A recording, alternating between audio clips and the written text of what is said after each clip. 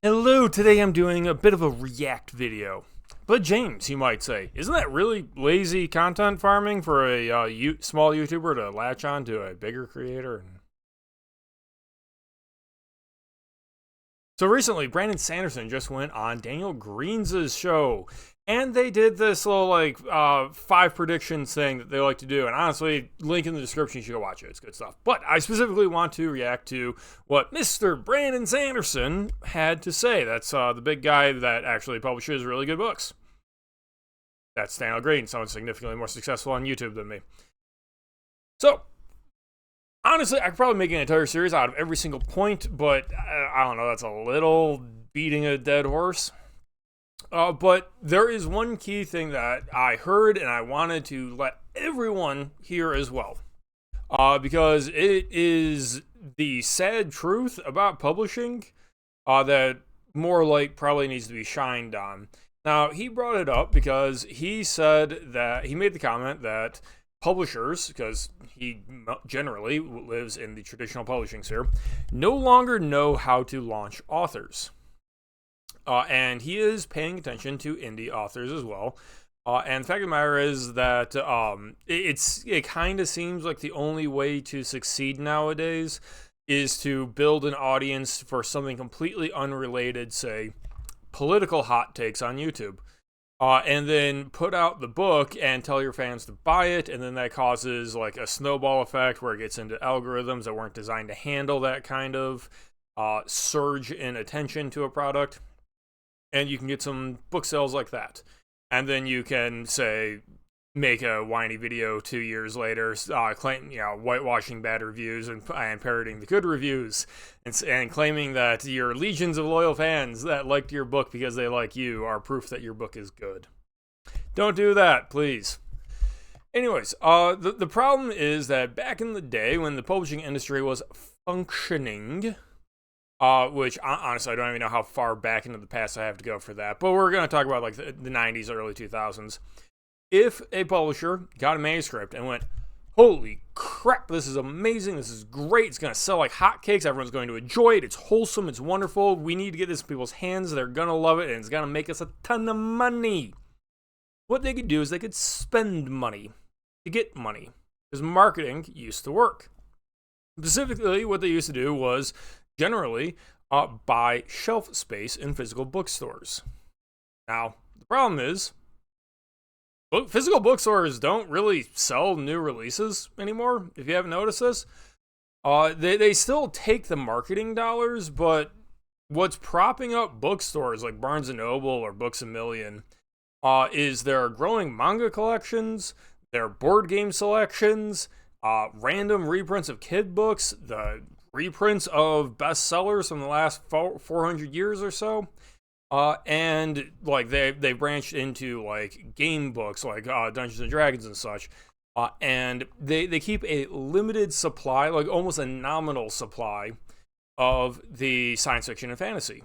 Or like you also get like educational books and books that people need to pick up for schools and so on, but it's not new releases of science fiction and fantasy, which is obviously it's the area of concern, right?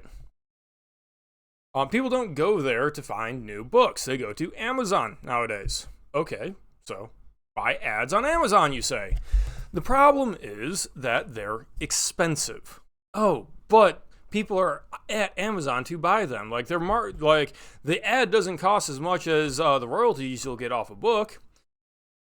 The problem is that the impression rate and the click-through rate, even though Amazon tries to be nice to authors, the fact of the matter is the price is still too high that I have not been able to find a single person that was able to successfully profit off of Amazon ads. If they spent $100 on Amazon ads, they did not get $100 in royalties from those ads. Now, it's not terrible. They often get like 70 to 90. And they go, oh, well, it builds my brand. But the thing is that marketing, to be successful, is supposed to be like a 2-to-1 return ratio. Like, that's what you're realistically hoping for. And if your marketing is costing you more money than you're getting in sales from it. You've got the Bud Light problem now, don't you? It just doesn't work. And the reason it doesn't work is because advertisements on the internet, generally speaking, are competitively bid.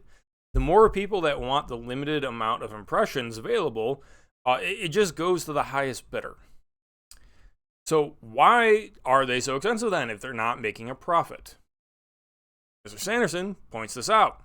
I've pointed this out somewhat more privately, and now I'm making a video about it. The people bidding up the price are not buying profit, which is what you're supposed to be doing with market. They're buying fame, which is completely breaking the entertainment ecosystem.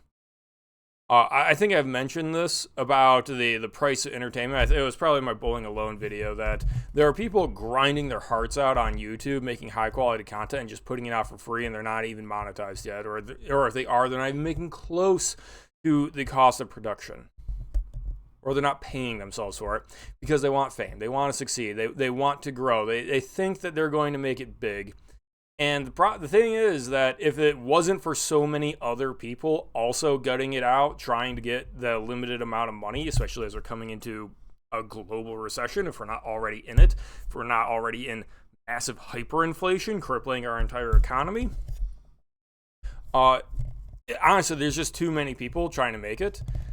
So you get people, to bring this back to books, that they want to see the book sales, and they have the money. This is like the quintessential problem of like the retiree has always wanted to write this novel, and then they just dump money on hiring editors and coaches and developmental editors and copy and cover artists, and they put out trash because basically they had the money to make it look really good, and they thought that they could buy their way to a successful product, and then they buy ads for it. And it's just not a particularly good product because, spoiler alert, Storycraft is hard. That's why I spent years and years and years practicing before putting myself on the internet to tell anyone, and I'm still only reasonably good. Like I'm not William Shakespeare, okay? So the cold truth is that there is more money in publishing to be made by extracting money out of people who want to be writers than there actually is in selling to readers. That's why you get discount editors. That's why you get coaching services. That's why you get these marketing Ponzi schemes. That's why you get all of these craft books and top 10 channels and pay-to-play reviewers. It's because there are people out there that think they will get returns, that they will net money, or at least will get their name out there and accomplish their dreams of fame by spending money. And it realistically is just lining the wrong people's pockets, typically, even to bring it back, Amazon's pockets. Amazon doesn't really care that the books people are paying them to advertise aren't selling. Now, obviously, Amazon would prefer if those books sold well, because then they're selling through Amazon. They're getting a cut from that as well, right? Typically, like 50% of the price after print. But they don't have the means or the care to actually sort through and quality check these books. It's just like maybe that they will do a look over at the cover to check that it's professional. Maybe you'll get that, or maybe it'll just come up in reviews. But realistically, they don't. They're just does the check clear, because they're a big corporation, and that's how it works. So when you get these ulterior motives to spend money, it crushes the ability to build up and profit and get your name out there. If you're not trying to do that, if you are actually just trying to produce product, entertain readers, give them what they want in exchange for money, it just doesn't work. So that brings me back to the problem that Mr. Sanderson brought up. How does an author launch nowadays? And I don't mean like, oh my God, I sold 100 books, my dream is made, because no, it's 100 books, holy crap. How does someone go from 100 books to 10,000 books? Well, you have to go viral on the internet by being an influencer, getting into the hands of like a TikTok dancer, basically. That's just wrong. Unfortunately, once again, I've brought up a problem that I don't have a solution to. So, I'd like you to leave a comment, but more importantly, I want you to go leave a review on a book that you read recently, because that helps. That's word of mouth that actually does something. Till then, though, subscribe, buy my book, YouTube things. Cheers.